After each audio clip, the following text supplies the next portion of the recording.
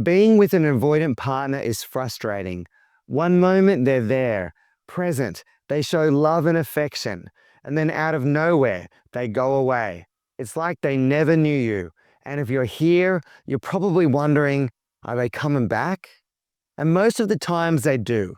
Avoidants have a habit of running away and coming back. But let me be straight with you. If they're doing these four things, they're not coming back. Number one, you can't get a reaction out of them. Research shows avoidants suppress their emotions, but here's the key. When they actually care, they have to try to suppress it. But when they're finally done, they don't even have to fake it. They just don't care. You try to reconnect, maybe a text, a call, something casual to test the waters, but nothing. You're not getting a reaction from them. No anger, no sadness, no warmth, just cold indifference. If you see that emptiness in their response, or worse, no response at all, that's not a wall waiting to be broken down. That's a door that's already closed. If you're screaming into the void and getting nothing back, don't take it as a sign to scream louder. Take it as a sign to stop screaming. Number two, they cut off all communication for a long time. It could be a few weeks or it could be a year. Now, I can't give you an exact time frame here. It all depends on the relationship between you and the avoidant. But if you feel like they've really disappeared this time, then there's a good chance they're gone. Avoidants don't just take space. They launch themselves into another time zone and let the distance do the dirty work. It's like they put your number in a vault, threw away the key, and hired a security guard just to make sure they never even think about unblocking you.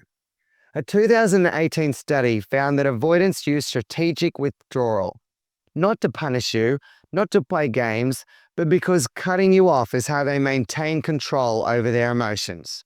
If they've disappeared like a magician's final act to end the show, then the show really might be over. Number three, they burn the boats. Avoidants always leave a little back door open after a breakup. They might check your stories, they act distant but nice, they might even send you some random text about a happy birthday or a happy Valentine's. But if they're really done, if they have no intention of being with you again, they don't just walk away, they burn the boats. They block you, delete the pictures. There's no maybe someday this time. They don't give you any sense of false hope. This time they are very clear and precise. There is no room for what if. They're not leaving an emergency exit. They're sealing the door shut with cement and painting over any memory of you like you're an abandoned building.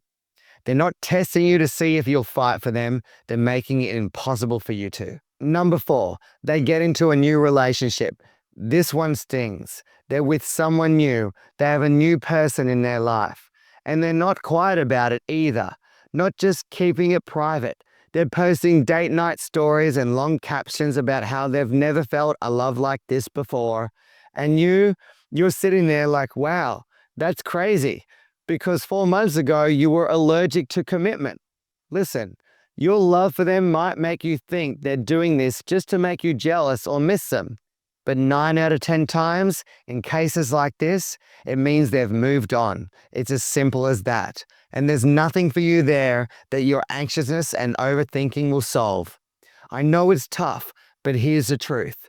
When someone really wants to come back, they don't just make it impossible to do so. They don't ignore you. They don't disappear. They don't block you, erase the past, and immediately jump into someone else's arms.